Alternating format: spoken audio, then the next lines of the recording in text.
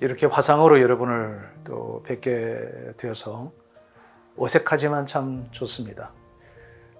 이런 코로나 시대에 만남이 정말 힘없고 힘든 때인데 이렇게라도 여러분을 섬길 수 있게 되어서 얼마나 감사한지 모릅니다.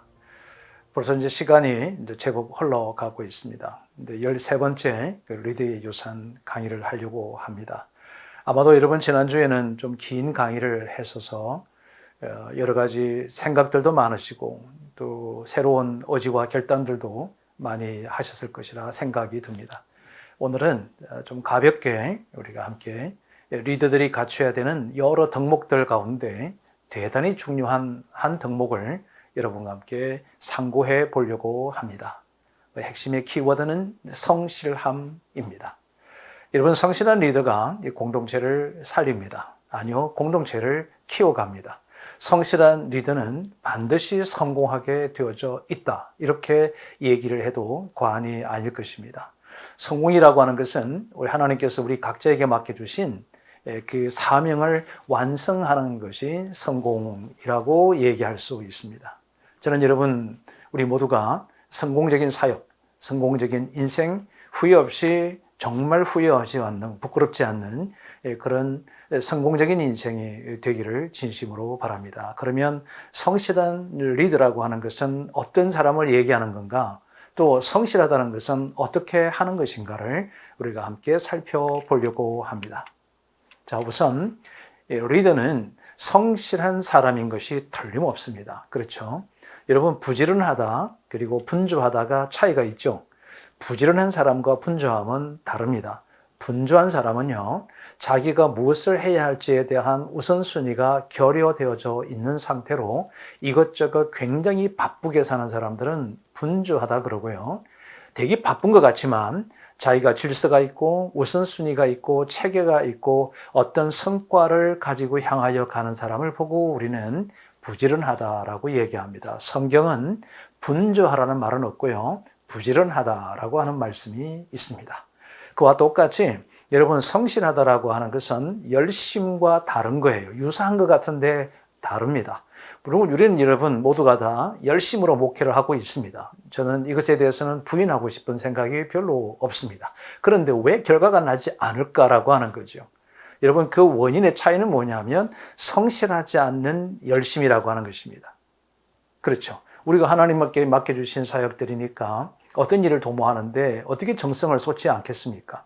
제가 봐도 우리 한국교회 목사님들만큼 전 세계적으로 목회에 집중하거나 열심을 다하는 사람은 없을 것 같습니다. 그럼에도 불구하고 아쉬운 것이 있다고 한다면 그것은 성실함이 부족하지 않는가라고 하는 겁니다. 오늘은 그래서 이 성실함의 부족이 어떤 것일까? 이것을 우리가 함께 생각하고 고민해가는 그런 시간이 되기를 진심으로 바랍니다.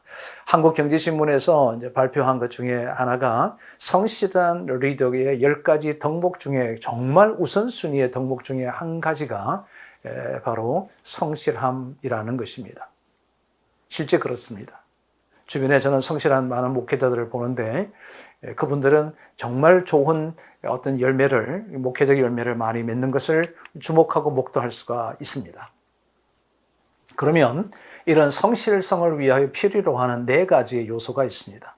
어떤 일을 하든지 간에 어떤 일관성을 갖는 거죠. 여러분, 자충우돌한다 그러잖아요. 자충우돌하면 어떤 결과가 나죠? 아무 결과가 나지 않습니다. 자충우돌이 뭐냐면요, 좌로도 우로도 충돌하고 일으키고 야기하고 얼마나 많이 분주한지 모릅니다. 열심을 다합니다. 그런데 여러분, 그것과 일관성을 가지고 가는 것은 다를 수 있습니다. 이미 오래전에 강의를 했을 때 마찬가지였습니다만 일관성을 갖는다라고 하는 것은 초점을 명확하게 하고 집중력을 발휘한다, 이런 의미가 되기도 합니다. 두 번째 요소는 지속성이죠. 일관성과 지속성이 비슷한 것 같지만 다른 거 아시죠? 일관성은 내가 한 방향으로 꾸준하게 간다는 것을 얘기하고, 이 지속성이라고 하는 것은 내가 결단되어져서 어떤 일을 함의해 가는 데 있어서 어떤 환경이나 어떤 다른 여러 가지 장애에도 불구하고 그것을 꿋꿋하게 해 나가는 것을 보고 지속성이라고 얘기합니다. 여러분, 성실한 사람은 지독하리만큼 자기 통제력이 뛰어납니다. 성령의 열매 9가지 중에 한 가지가 절제라는 것이 있습니다. 여러분 이 절제가 뭔지 아시죠? 셀프 컨트롤입니다. 자기를 다스리는 능력. 이것을 더 확대하면 자기 경영이라고 이렇게 얘기할 수가 있습니다. 성실한 사람은 자기 경영을 소홀하게 여기지 않는다는 것입니다. 물론 이 성실한 지도자가 되기 위해서는 뭐가 필요할까요? 상당한 시간이 투자가 필요하죠. 이게 뭐죠? 반복해서 훈련돼야 된다는 것입니다. 여러분 자기 시간을 투자해서 그리고 반복 학습을 통해서 습관이 되어지는 것을 의미하기도 하죠. 저는 리더 유산을 처음 강의했던 것이 우리 하루에 30분의 루틴이라고 하는 것을 강의를부터 출발했습니다. 여러분 30분 동안의 루틴을 6개월 동안 계속적으로 반복해 가기 위한 뭐가 필요할까요? 시간의 투자가 필요하다는 것입니다. 이걸 성실함을 위한 필요로 하는 4가지의 요소였습니다. 지금 이 시대에 성실한 리더는 흔히 이 3가지로 얘기를 합니다. 지혜로운 성실, 그리고 게으른 성실, 그리고 성과를 이루는 성실이라고 하는 거죠. 그럼 이 중에 한 가지만 되고 2가지는 없어도 되느냐? 그렇지 않습니다. 여러분 지혜로운 성실이라고 하는 것은 어떤 거냐면 똑같은 한정된 시간 속에서도 이것을 지혜롭게 체계적으로 단계적으로 잘 관리해서 시간을 남들보다도 효율적으로 잘 쓴다. 이것이 성실함을 얘기하는 거고요. 게으른 성실이라는 것은 뭐냐면 본질에 집중하고 비본질을 위임하고 위탁해서 많은 동력자들이 그 일을 돕게 하고 함께 함으로 지도자가 가야 되는 그 본질적인 것에 성실할 수 있도록 한다. 이것이 바로 게으른 성실이라고 하는 겁니다. 성과로 이루는 성실이라는 것은 뭐냐면 내가 지금 성실했다 안 했다를 그 판단하는 기준이 뭐냐면요. 여러분 이것을 시청하는 여러분에게 죄송한데 여러분의 사역의 결과가 여러분의 성실도를 판가름한다. 물론 이것이 정답은 아닐 거예요.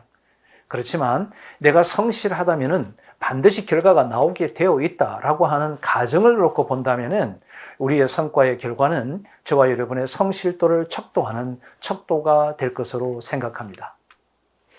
이를 의미하는 성실한 리더는 도대체 어떻게 사는 걸까? How to가 어떤 거냐? 궁금하죠? 자, 여러분, 성과를 내고 그리고 지혜롭게 하고 게으른 성실한 사람이 되기 위해서 제일 첫 번째 할 것이 뭐냐면요. 실력을 갖추라는 것입니다. 지금은 여러분 학력보다도 뭐가 중요할까요? 실력이 중요하죠. 요즘은 이력서를 제출하면 그 학력들 뭐 이런 거 학교들 이런 거 다 블라인드 처리를 한다잖아요. 이제 그게 점점 의미가 없어지고 있다는 것입니다. 물론 명문대학을 출신자들이 실력을 갖추기 때문에 명문대학 출신 이름들이 이렇게 나오는 거예요. 명문대학이기 때문에 그들이 드러나는 게 아니라 그들이 명문대학의 수준에 맞는 실력을 갖추고 있다는 것입니다. 그러면 여러분 뭐가 중요할까요? 내가 명문학교를 나오지 않았어도 명문학교를 출신자들만큼의 자기 실력을 배양하는 것이 중요하지 않을까요? 그게 실력이라고 얘기합니다. 2번째는 언행일치의 성과 창출입니다. 여러분 제가 조금 전에 말씀을 드렸던 것은 성실한 사람은 반드시 뭐가 나와요? 성과가 나온다고 얘기했습니다. 그 이유가 여기 있습니다. 성실이라는 그 단어를 보면은 말씀 언변의 이룰 성자와 매절 실자를 씁니다. 이것을 쭉 풀이하면은 내가 지도자가 말한 것을 내가 말한 것을 이루어서 열매가 맺혀진다. 이게 성실하다는 거죠. 그러니까 결국은 무슨 얘기냐면 저와 여러분이 성실하게 되면 반드시 뭐가 나와요? 열매가 맺힌다 이 뜻입니다. 그것을 얘기하는 거죠. 3번째는 정리정돈을 잘하는 사람입니다. 여러분 제가 어디를 가거나 공동체에 들어가거나 사무실에 들어가 보면 성실한 사람과 그렇지 못한 사람의 차이를요 금방 분별할 수 있는 길이 하나 있는데 그것은 정리정돈이 잘 되어져 있는 사람은 반드시 성실하게 되어져 있습니다. 그래서 여러분이 보이지 않는 책상 서랍이든 저 한 귀퉁이든 간에 언제나 항상 질서정연하게 해가는 것은 매우 중요할 것입니다. 여러분 우리가 군대를 가신 분들이 많이 계실 텐데 군 생활을 하다 보면 처음 내무반 생활 하잖아요. 내무반 생활에 제일 중요한 게 뭐죠? 간물함을 정리정돈하는 거 아시죠? 그것을 계속 반복해야 합니다. 그게 성실한 군인이 될 수 있다는 거죠. 제 주변에는 자신의 생각의 정리를 매일같이 해서 감사일기를 쓰는 사람, 평생 일기를 쓰는 사람이 있습니다. 성실한 사람의 징표 중에 하나가 일기를 씁니다. 저는 시대 창문을 씁니다. 묵상을 합니다. 자기 가지고 있는 자기의 생각을 정리하는 사람은 성실한 사람이라고 볼 수 있을 것입니다. 디톡스는 뭘까요? 책상을 디톡스하는 겁니다. 가끔씩 책꽂이도 디톡스하는 것입니다. 이것을 하루 날 잡아서 하는 것이 아니라 수시로 자기의 책상과 그리고 책 서랍이나 책꽂이에 꽂혀 있는 책들을 계속해서 정리정돈을 하는 디톡스를 하실 필요가 있습니다. 제가 우리 목사님들에게 하나 부탁드리고 싶은 것은 차량을 디톡스를 하셨으면 참 좋겠다 생각합니다. 트렁크라든지 의자라든지 차 운전하는 그 주변에 너무 잡다한 것들이 많은 사람들이 있습니다. 그것은 습관이 그렇다고 생각하지 않고요, 성실도로 결정할 수도 있다라고 하는 것입니다. 그리고 또 하나 중요한 것은 정리정돈을 잘하는 사람은 우선순위가 명확합니다. 여러분이 지금 우선순위가 명확한 성실한 사람인지 아닌지를 가늠하는 기준이 하나 있는데요. 그건 여러분 그 노트에 보시면은 그 노트에 많은 할 일들 리스트로 써져 있잖아요. 거기에 번호가 있는 사람은요, 대단히 성실한 사람입니다. 내가 우선순위가 무엇인지를 정확하게 기록되어 있다는 것입니다. 나머지 우선순위 하위에 있는 것은 놓칠 수도 있고 하지 못할 수도 있지만, 여러분 성실한 사람은 우선순위가 명확하고 우선순위를 반드시 우선적으로 처리해냅니다. 네 번째는 시간을 반으로 줄인다는 것입니다. 마감 시간을 당긴다는 거죠. 여러분, 저 개인적으로는 이제 이 훈련들이 이제 오래 전부터 해왔기 때문에 제가 그 다음 날 해야 될 일들은 하루 전날 제가 메모를 하거든요. 늦어도 새벽에 메모를 합니다. 메모를 쭉 한 다음 우선순위를 정하잖아요. 그러면 제가 하는 원칙이 뭐냐면, 가능하면 아침 이런 시간 전에 우리 동력자들이 출근하기 전에 다 끝내는 것이 제가 갖고 있는 우선순위의 훈련 중에 하나였습니다. 그럼 시간을 반으로 줄이는 거예요. 그리고 오후에는 또 나머지 여유로운 시간이 주어질 수 있잖아요. 그죠? 그렇게 해가는 사람들이 성실함을 향하여 가는 사람이다라고 하는 것입니다. 이번 저도 하기 좋아하는 일만 있는 건 아니에요. 정말 하기 싫은 일이 있습니다.